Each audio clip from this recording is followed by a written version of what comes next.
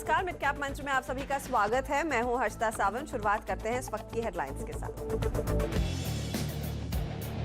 जुलाई series से एक दिन पहले दिग्गजों से ज्यादा बैंक और मिड कैप शेयरों में दिखा जोर। निफ्टी बैंक करीब 200 पॉइंट ऊपर। सीएनबीसी आवास की खबर पर फिर लगी मोहर। कैबिनेट ने मंजूर की नेशनल एजुकेशन पॉलिसी, जल्द बनेगा रेगुलेटर। निवेश बढ़ाने के भी उठाए जाएंगे कदम। खबर से एजुकेशन शेयरों में दिखी रौनक। आज शाम बैंकिंग और एनबीएफसीज के मुद्दे पर पीएम की बैठक होगी। और टाटा ग्रुप के शेयरों में आज जोर का एक्शन। तेजी की तरफ टाटा कॉफी 11% भागा तो Tata steel, Tata consumer, Tata chemicals में 3 से 4% का दिखा उछाल। और भारत को मिलेगा राफेल का रक्षा कवच। फ्रांस से आज अंबाला एयरबेस पहुंचेंगे 5 राफेल विमान। इंडियन एयरफोर्स के बेड़े में किया जाएगा शामिल। और कोलगेट ने पेश किए मिले जुले नतीजे। मुनाफा अनुमान से कम लेकिन मार्जिन अनुमान से 3% ज्यादा। कंपनी ने दिखाया वॉल्यूम ग्रोथ। आवास पर निवेशकों की जोरदार कमाई। Jackpot share West Life Development intraday में 7% भागा तो 2020 में सुझाए स्पेशलिटी रेस्टोरेंट्स कामत में दिखी 10 से 15% की तेजी। पंड्या का फंडा अपोलो पाइप्स भी जमकर दिखा तेजी में।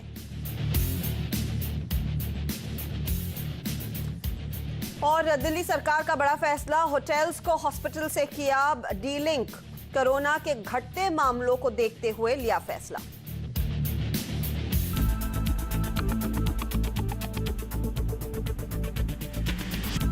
और मार्केट के एक्शन पर हमारी नजरें रहेंगी, जहां पर आज हम देख रहे हैं ब्रॉडर मार्केट आउट परफॉर्म कर रहा है, यानी कि छोटे मझौले शहरों में तेजी देखने को मिली है। इसके सामने निफ्टी जो है आपको एक बहुत ही सीमित दायरे में ट्रेड करता हुआ दिखाई देगा, लेकिन आज मिड कैप्स आउट परफॉर्म कर रहे हैं और साथ ही साथ बैंक निफ्टी भी आउट परफॉर्म कर रहा है। तो अब तक की हाईलाइट्स आपकी स्क्रीन पर अब आएंगी, जहां पर हमने लार्जली देखा है कि मार्केट जो है वो जोश में है। 33 पॉइंट नीचे दरअसल इस समय निफ्टी कारोबार करता हुआ दिखाई देगा।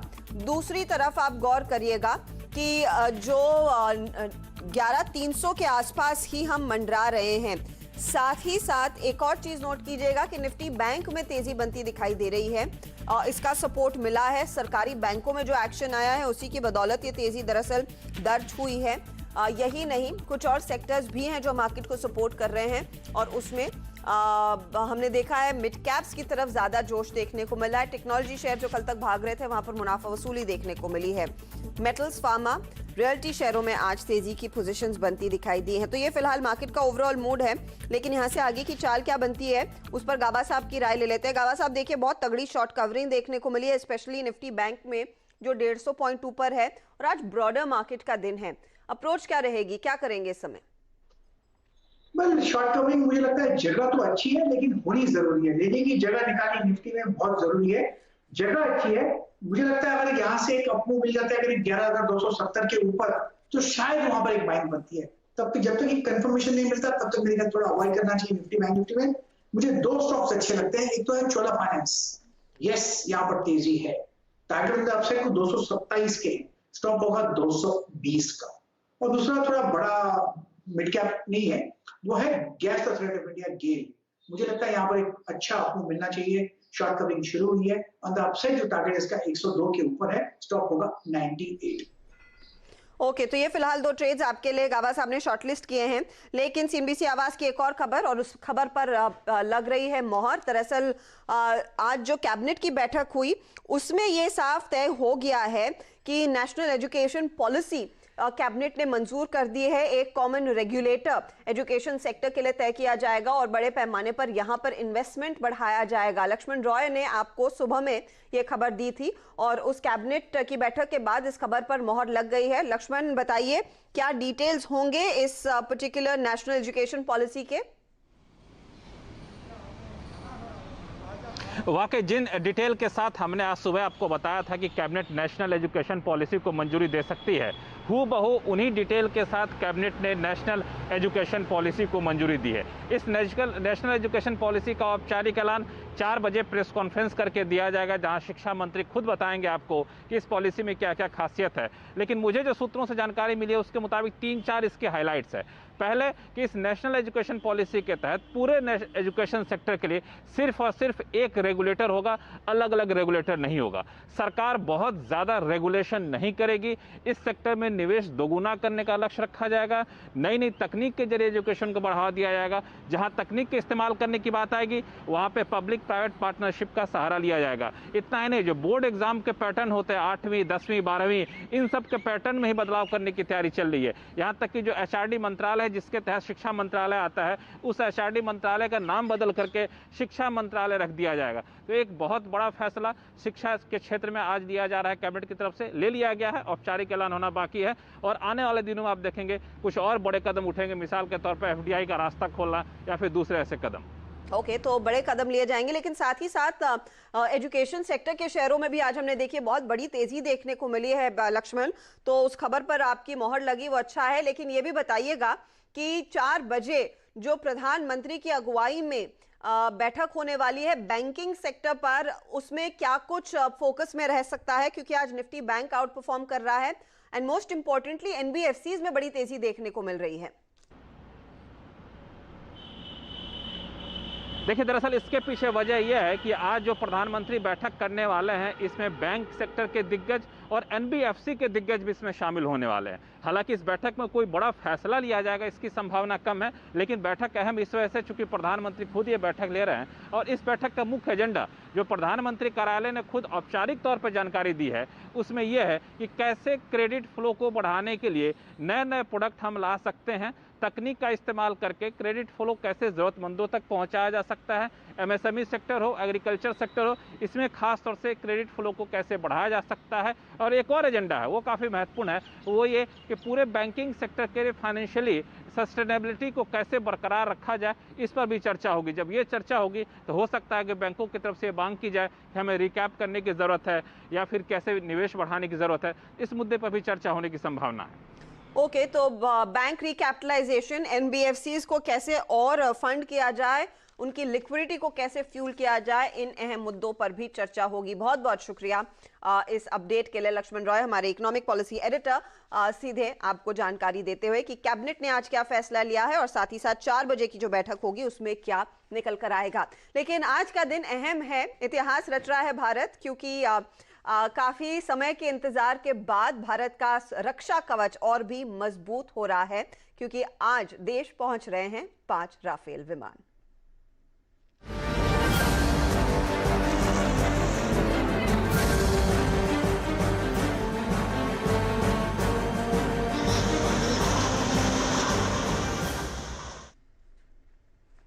तो फ्रांस से 5 राफेल लड़ाकू विमान भारतीय एयरफोर्स में आज ही इंडक्ट होंगे। ये अंबाला एयरबेस पर जल्द ही पहुंचने वाले हैं। हमारे संवाददाता संदीप हमारे साथ जुड़ गए हैं, जो आपको बताएंगे कि किस तरह की तैयारी दरअसल अंबाला कंटोनमेंट और अंबाला एयरबेस पर हो गई है और कितनी देर में हम भारतीय सरजमीन पर राफेल को देखेंगे। संदीप, क्या है अपडेट इस समय? जी हाँ, बिल्कुल। आज काफ़ी बड़ा दिन है भारतीय वायुसेना के लिए। लंबे समय से भारतीय वायुसेना एक ऐसे फाइटर एयरक्राफ्ट का इंतज़ार कर रही थी जो कि एक साथ कई सारे रोल्स को निभा सके, यानी कि ये मल्टी रोल फाइटर एयरक्राफ्ट है और इसको जो है एक साथ जो है फाइटर के तौर पर भी, बॉम्बर के तौर पर भी इस्तेमाल किया जा सकता है। ख़ास बात यह है कि अंबाला में जो है 5 एयरक्राफ्ट जो है वो आज आने हैं। हालांकि जो दुबई में जो अल दफरा एयरबेस है फ्रेंच का, वहाँ से उड़ान उनको कम से कम 10 बजे से 11 बजे के बीच में भरनी थी, लेकिन अभी तक इस बात की जानकारी साझा नहीं की गई है कि वहाँ से टेक ऑफ हुआ है या नहीं हुआ है। लेकिन यहाँ जो टेंटेटिव टाइम बताया जा रहा है वो 2 बजे के आसपास बताया जा रहा है कि उस वक्त किसी वक्त जो है ये एयरक्राफ्ट आएंगे। हालांकि अभी तक आधिकारिक तौर पर जो है इस बात की जानकारी नहीं साझा की गई है कि एग्जैक्ट लैंडिंग टाइम जो है वो क्या होने वाला है। फिलहाल 5 रफाल एयरक्राफ्ट यहाँ पे आने हैं और उसको मद्देनज़र जो है अब यहाँ पे जो स्थानीय प्रशासन है उसने भी अपनी तैयारी पूरी कर रखी है। कल शाम को ही जो है धारा 144 लगा दी गई थी एयरबेस के आसपास के जितने भी जगह है, जितने भी गांव हैं उनमें, और ख़ास तौर पे कि जो लोग जो कि रफाल को देखना चाहते हैं, अपने छत से जो है उसका वीडियो बनाना चाहते हैं, वो बिल्कुल पाबंदी उस पर लगाई गई है कि किसी भी तरीके की वीडियोग्राफी यहाँ पे नहीं होगी। साथ ही जितने भी ऐसी रोड जो कि कैंटोनमेंट की तरफ जाते हैं किसी भी तरफ से, वहाँ पे जो है नाका लगाया गया है। लगातार जो है पेट्रोलिंग यहाँ पे की जा रही है। जो हरियाणा पुलिस के जो अधिकारी हैं वो लगातार जो है पेट्रोलिंग यहाँ पे कर रहे हैं। जी हाँ, इनफैक्ट उत्साह तो काफी रहता है। मुझे याद है 1997 में जब सुखोई विमान भारत आए थे और तब हम मेरे ख्याल में स्कूल में ही थे, तो काफी हरकत थी, काफी ज्यादा चर्चा थी, और ठीक वैसा ही माहौल आज देश भर में है राफेल को लेकर। याद रखिएगा, अंबाला एयरबेस पर इन 5 विमानों की लैंडिंग होगी जल्द ही, और ये जो गोल्डन एरो स्क्वाड्रन है, जो बहुत अहम स्क्वाड्रन है, उसमें इंडक्ट किए जाएंगे। और इन 5 विमानों में से 2 दरअसल ट्रेनर एयरक्राफ्ट भारत लाए जा रहे हैं, और साथ ही साथ 3 कॉम्बैट एयरक्राफ्ट रहेंगे। याद रखिएगा, भारत ने करीब 36 विमानों का ऑर्डर दिया था और उसमें से 5 की इस समय डिलीवरी हो रही है। धीरे धीरे करके बाकी विमानों की डिलीवरी भी होगी। तो ये फिलहाल एक अपडेट। और अंबाला का वैसे भी महत्व है कि लेह से दूरी सिर्फ 2 मिनट में ये विमान पूरी कर पाएंगे, तो वो एक बहुत ही ऑपरचून जगह पर इन विमानों को प्लेस किया जाएगा। खैर, जब वो विमान लैंड करेंगे तो उनकी ताज़ा तस्वीरें भी होपफुली हम आपके लिए स्क्रीन पर लेकर आएंगे और तब और डिटेल में बातचीत होगी। लेकिन फिलहाल मार्केट पर वापस लौटते हैं। देखिए, जोश में आज वैसे भी डिफेंस कंपनियां देखने को मिली हैं, क्योंकि एक स्टॉक का भारत डायनामिक्स का रेडार पर रखिएगा। दरअसल बड़े पैमाने पर भारत डायनामिक्स का, बस अब इस पर एक टेक चेक दीजिएगा। भारत डायनामिक्स की खासियत यह है कि ये जो एयरक्राफ्ट कैरियर्स होते हैं उनमें काफी बड़ी भूमिका है, उनकी तैयारी करता है, उनको और स्ट्रीमलाइन करता है। और राफेल की खासियत यह है कि ये शोर से भी टेक ऑफ कर सकता है और एयरक्राफ्ट कैरियर्स पर भी प्लेस हो सकता है। तो इसकी खासियत यह है। तो भारत डायनामिक्स, बीएल जैसे काउंटर्स इस खबर के चलते वैसे भी तेजी में है। बीडीएल पर एक राय दीजिए, क्या इस समय 400 के नीचे कोई अपॉर्चुनिटी है खरीदारी की? 370 ये एक स्ट्रॉन्ग सपोर्ट जोन है इसके भारत डायनामिक्स के लिए। मुझे लगता है यहाँ पर एक सपोर्ट जोन है, अपसाइड ऑन है, बेसिक स्ट्रक्चर पॉजिटिव है, यहाँ पर भी चाहे ले सकते हैं। अगर टाइट स्टॉप चाहिए तो थोड़ा डीप रहेगा 390 का, लेकिन मेरे ख्याल से यहाँ पर थोड़ा डीप स्टॉप चाहिए और होल्ड करना चाहिए थोड़े वक्त के लिए। मुझे लगता है 425 से ऊपर भी देखने को मिल सकता है भारत डायनामिक्स लिमिटेड। ओके, तो 425 की तैयारी होगी, लेकिन थोड़े से टाइट स्टॉप लॉसेस लगाइए। वन वे रैली देखने को मिली है इन सभी डिफेंस कंपनियों में। चले वरुण को जोड़ लेते हैं। वरुण, आज पूरा एक्शन तो वैसे भी एक तो एक्सपायरी का है, दूसरा रफाल को लेकर काफी ज्यादा चर्चा है। आप ये बताइए कि मिड कैप्स में जो स्ट्रेंथ देखने को मिली है वो किन स्टॉक्स, किन सेक्टर्स की बदौलत है? देखिए, सेक्टर्स की जहां तक आपने बात की तो मिड कैप्स को सबसे ज्यादा सपोर्ट अगर किसी ने किया तो बैंकिंग और एनबीएफसी काउंटर्स ने किया, और खासकर पीएसयू बैंकिंग स्पेस देखिए, UCO bank, bank of Maharashtra जैसे काउंटर्स है जहां पे जम के खरीदारी है। पीएफसी, एल&टी फाइनेंस जैसे एनबीएफसी काउंटर्स है जहां पे अच्छी खासी खरीदारी देखने मिल रही है। तो ये एक स्पेस है जो सबसे ज्यादा एक्टिव है। फार्मा काउंटर्स, यहाँ तेजी है, स्ट्राइड, सिंजीन और फार्मा में खरीदारी है। टाटा ग्रुप के स्टॉक्स, टाटा कॉफी के अगुवाई में यहाँ टाटा ग्रुप के स्टॉक्स में तेजी है क्योंकि टाटा कॉफी के नंबर्स आए थे, उसका इंपैक्ट। इसके अलावा टाटा कंज्यूमर्स, एलएक्सी, टाटा केमिकल्स में अच्छी खासी तेजी है। नतीजों की मैं बात कर रहा हूँ तो काफी सारे और नतीजे आए, जैसे कि एनआईटी टेक के नतीजे आए अच्छे थे, वहां तेजी है। सेनोफी, कैस्ट्रॉल नतीजों के बाद तेजी है। लेकिन आरबीएल बैंक देखिए, बैंकिंग स्पेस तेजी में है लेकिन नतीजों के कारण आरबीएल बैंक में गिरावट देखने मिल रही है। बाकी गेनर्स की बात करें तो टाटा ग्रुप में तो तेजी है, अडानी ग्रुप के स्टॉक्स में भी अच्छी तेजी है। अडानी एंटरप्राइज को देखिए, वहां अच्छे खासे गेन्स थे। भेल में तेजी है। पीवीआर, इनफैक्ट जितने भी डिस्क्रिशनरी स्पेंडिंग वाले कंपनीज है ना, जैसे कि होटल हो, थिएटर हो, वहां तेजी देखने मिल रही है। इसके अलावा एसआरएफ में गेन्स देखे जा रहे हैं। तो गिरावट कहाँ है? आईसीआईसीआई सिक्योरिटीज कल तेजी थी, आज फिर से गिर गया। जीएमआर इंफ्रा, कजारिया सेरामिक्स और भारत फोर्ज, तो लिमिटेड काउंटर्स है जहां पे गिरावट है। इसके अलावा काफी सारे पॉकेट्स और काफी सारे ग्रुप्स है जहां पे आज तेजी देखने मिल रही है। जी हाँ, खरीदारी का दिन आज जाहिर तौर पर साबित हुआ है, इसीलिए इंडेक्स 150 पॉइंट ऊपर है। अच्छा, ब्रेक का वक्त हो रहा है, लेकिन फटाफट गाबा साहब स्ट्राइड्स फार्मा पर एक राय दीजिएगा, क्योंकि इस स्टॉक में फिर तेजी जोर पकड़ रही है। यहाँ पर 3% की बढ़त आ चुकी है। इस घंटे यहाँ पर करीब करीब 1.5% का और उछाल आ गया। 5 लाख शेयरों से ज्यादा का कारोबार हो चुका है। खरीदारी का मौका है क्या? पर मैंने ये शॉर्टलिस्ट तो किया था, लेकिन मैंने लास्ट मोमेंट पर निकाल दिया इसको, क्योंकि लगता है 440 जा सकता है। उसके लिए स्टॉप होगा करीब 420 का, लेकिन काफी समय से हम देख रहे हैं साइडवेज जोन पर है। इसमें एक ब्रेकआउट की जरूरत है, और ब्रेकआउट मिलेगा 440 के बाद, फिर एक ट्रेंड शुरू होगा। तो अगर छोटा ट्रेड लेना चाहे 435-40 तक तो ले सकते हैं। तो 440 पर ज्यादा कन्विंसिंग ट्रेड रहेगा। फिलहाल 428 के आसपास कर रहा है ये कारोबार। बढ़त तो है, लेकिन गाबा साहब कह रहे हैं कि 440 के ब्रेकआउट पर ज्यादा अग्रेसिव तेजी आएगी। चलिए लेंगे एक ब्रेक के बाद कुछ मिड कैप्स आपके रेडार पर रहेंगे जिनके नंबर्स कल आने वाले हैं। इसमें डाबर है, लॉरिस लैब्स है, टोरेंट है। ये सभी कंपनियां रेडार पर रही हैं रिटेल निवेशकों के। एक्सपेक्ट क्या कर रहा है मार्केट, ये बताएंगे आगे।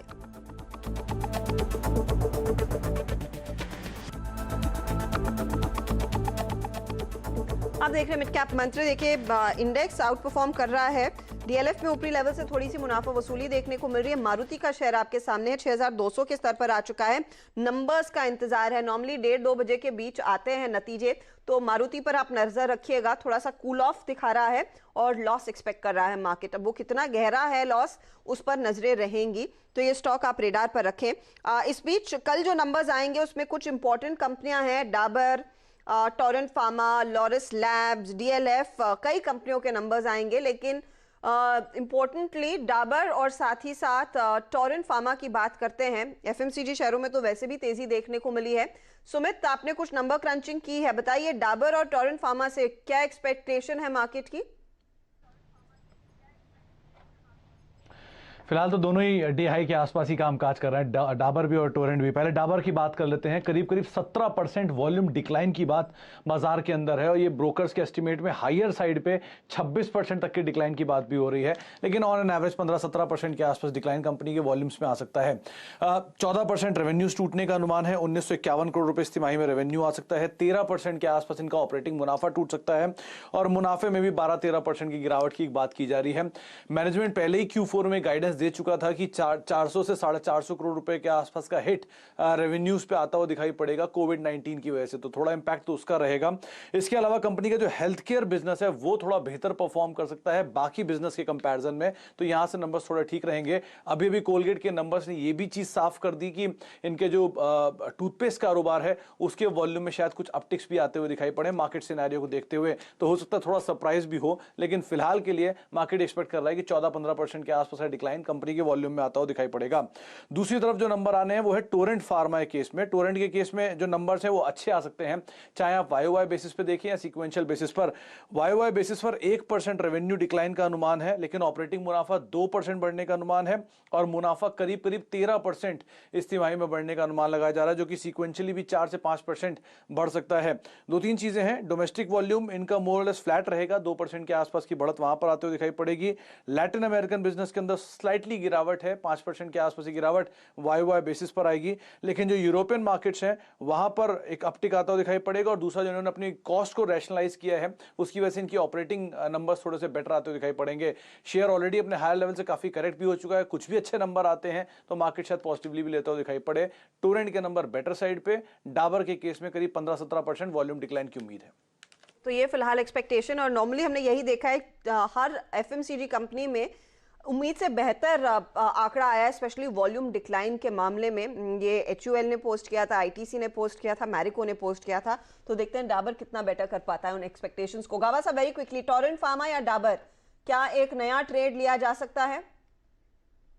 डाबर की बात करें तो यस, एक अपमूव ऑन है। 480 का एक स्टॉप लगाना चाहिए, और 500 का एक लेवल नजर आता है, एक ट्रेडिंग बेट तो बनता है। टोरेंट फार्मा आई थिंक एक यहाँ पर भी एक ट्रेड बनता है, दोनों ही जगह पर स्टॉप लगाना पड़ेगा। 2315, टारगेट 2400, तो दोनों में ट्रेड बनता है। दोनों में एक ट्रेड का मौका इस समय आपके सामने।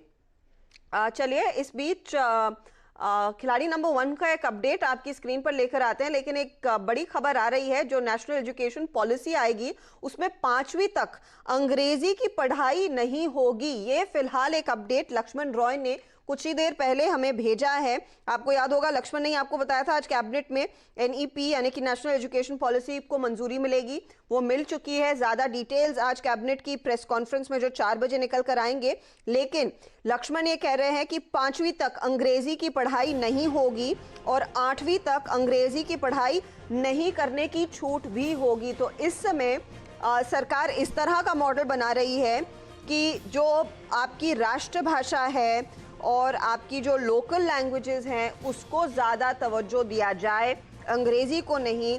5वीं तक अंग्रेज़ी की पढ़ाई नहीं होगी और 8वीं तक अंग्रेज़ी की पढ़ाई नहीं करने की छूट भी मिलेगी। तो ये फिलहाल एक अपडेट आपके लिए निकल कर आया है। तो इस पर आगे और डिटेल्स लक्ष्मण आगे आपको देंगे, लेकिन ये फिलहाल नेशनल एजुकेशन पॉलिसी के कुछ और एक्सक्लूसिव अंश आपके सामने आ चुके हैं। चलिए खिलाड़ी नंबर 1 पर फटाफट नजर डाल लेते हैं। यहाँ पर मैदान में है मानस, प्रदीप होचंदानी और क्रिस सुब्रमण्यम ने दरअसल डाबर पर एक बाय कॉल दिया था। 490 का टारगेट था, उसमें से उन्होंने पोजीशन अपनी बुक कर ली है, प्रॉफिट वहां पर बुक कर लिया है। डाबर की हम कुछ देर पहले बात भी कर रहे थे। साथ ही साथ इन्होंने अपोलो टायर के ट्रेड में भी मुनाफा बुक कर लिया है। यूनियन बैंक में नई खरीदारी की कॉल दी है, तो अपोलो का मुनाफा इन्होंने 111 पर बांध लिया। यूनियन बैंक नया लिया है, 34 का टारगेट है, स्टॉप लॉस 29 का ये लेकर चल रहे हैं। तो ये है फिलहाल अब तक का बदलाव। और रिटर्न्स के मामले में 24% के रिटर्न्स पर प्रदीप होचंदानी, क्रिस सुब्रमण्यम के 13% के रिटर्न्स और 4% के रिटर्न्स इस समय कमा रहे हैं मानस जायसवाल। हम लेंगे इसी के साथ एक छोटा सा ब्रेक। इंडेक्स पर रखिएगा नजर, निफ्टी बैंक वाले 190 पॉइंट के ऊपर है और मिड कैप्स आउट परफॉर्म कर ही रहे हैं। अब आ चुकी है यहाँ पर 160 अंकों की बढ़त। लेंगे एक ब्रेक के बाद हेक्सावेयर के मैनेजमेंट से होगी चर्चा। नतीजों पर आप बने रहिए CNBC आवाज पर। ब्रेक के बाद लेकर आएंगे नो योर कंपनी। नमस्कार।